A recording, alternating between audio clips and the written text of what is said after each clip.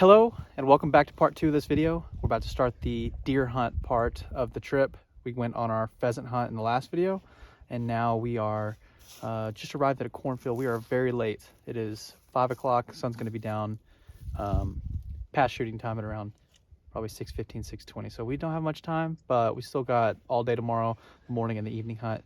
But let's see if we can't get lucky and go snag a deer real quick.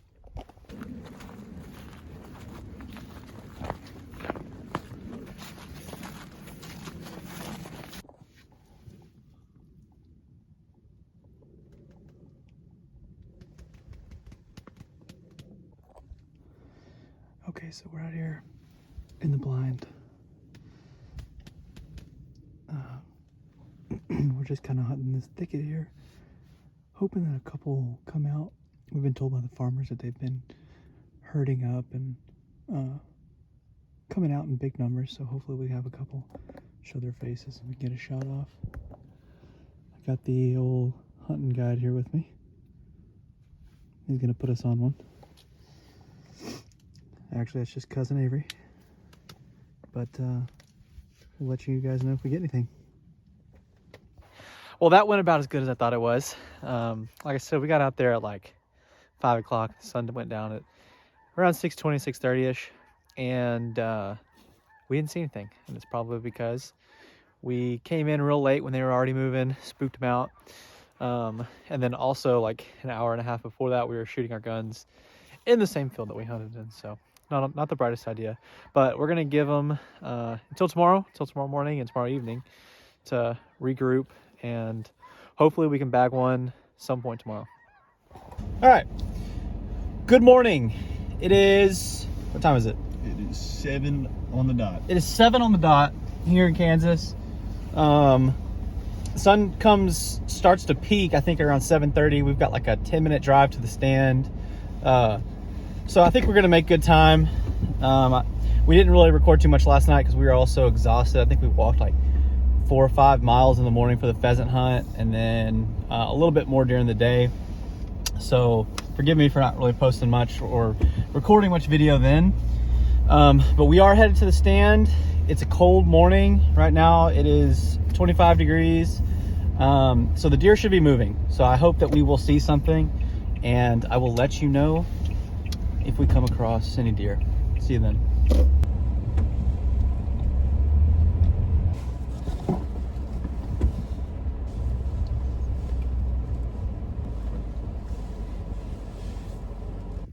We're all set in the stand. We got the butt eater going. We've got the rifle looking over this this field here. Same place as yesterday. And then we got Cousin Avery over here. He's gonna shoot down that lane if they come out, and I'm gonna shoot over here if they come out. So let's let the sun rise and see if we can't get anything.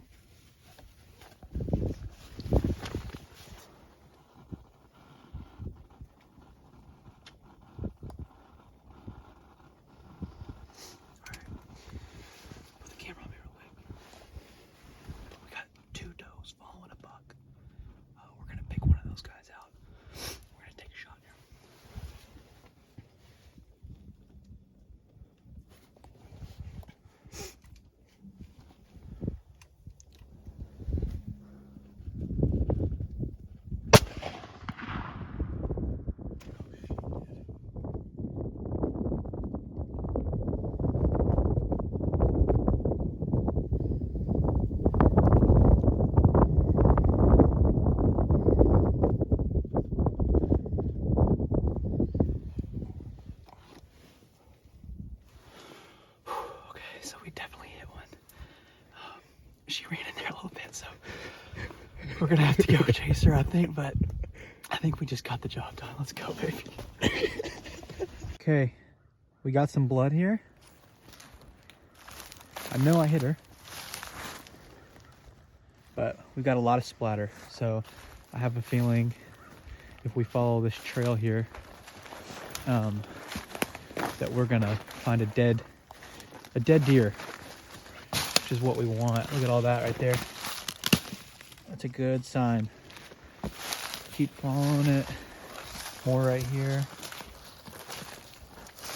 Oh, look at all this. Yeah, dude. You've got like chunks in there. Okay. All right. We'll follow up when we find this deer.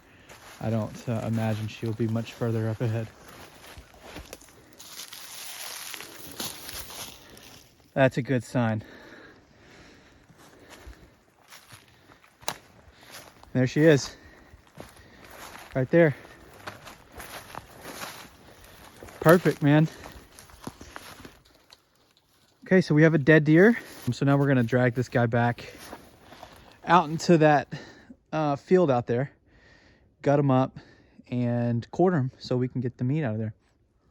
Okay, so obviously we just shot that deer. We're gonna get into going and gut it here in a second. But first, we're gonna have a little cheers. We worked kind of hard for that deer. Cheers, buddy. Let's go, boys. We're only having AHA sparkling water because we're good boys and it's 8 a.m. 8 a.m. on a Saturday. On a Saturday. Lord's Day. We decided to come check out this little lake that was it's like a Kansas Parks and Wildlife area. And I think it's safe to say they need a little rain around here. This is kind of cool though because you can see all the tracks. You just have I've never been in a dry lake bed before, but this is pretty crazy. Not a very deep lake, it seems. No. It's insane. We actually just realized that this is marshland and not a lake. It's a lake of sorts, but not a traditional lake. Not be involved in this. This is a family-friendly It is, okay. organization. We reverted to getting this nice clay and making sculptures. I made a ball. Beautiful. Okay, we're back in the stand. For the evening hunt, we have 3 doe tags.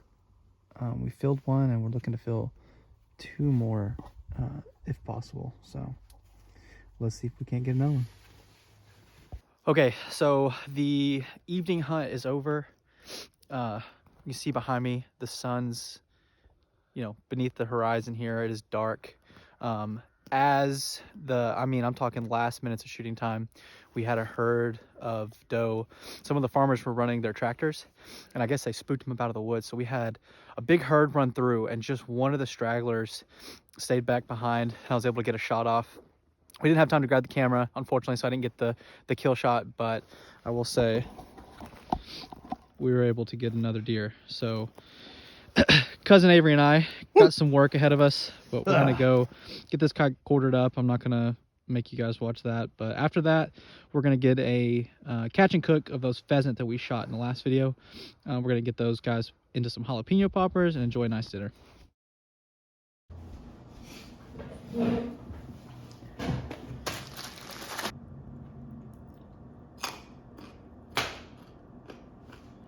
This is not pheasant, and it's definitely not pheasant stuffed in jalapeno poppers.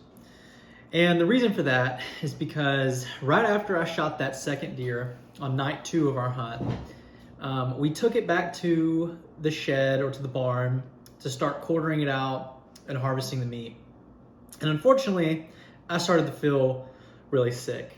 I started to feel feverish and tired. My throat was scratchy. You could kind of tell in some of the video I was clearing my throat a lot.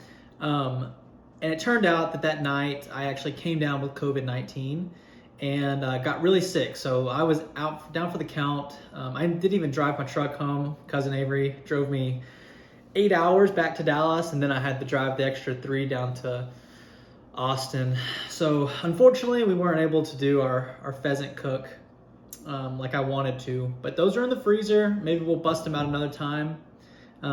If not, I plan on doing tons of catch and cooks in the future. I'm a big fisherman, and that's really kind of where I want to take my channel, is to fishing primarily. I do hunting as well, but it's not my main passion.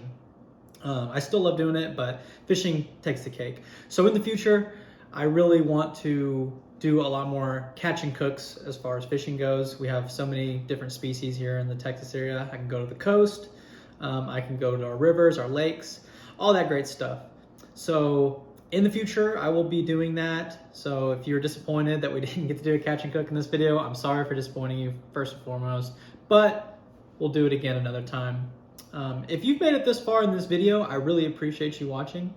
You know, it's kind of a weird thing going out on a limb and making a YouTube channel, especially like I'm not much of a like camera personality, but I am super passionate about the outdoors, and I figured when I go do my little adventures, I might as well take a camera with me and record it. You know, other people might like to do that, or might like to see that, because I know for sure whenever I can't be outdoors, I can't be camping or fishing or hunting, I like to watch other people do it. So maybe someone will enjoy my content.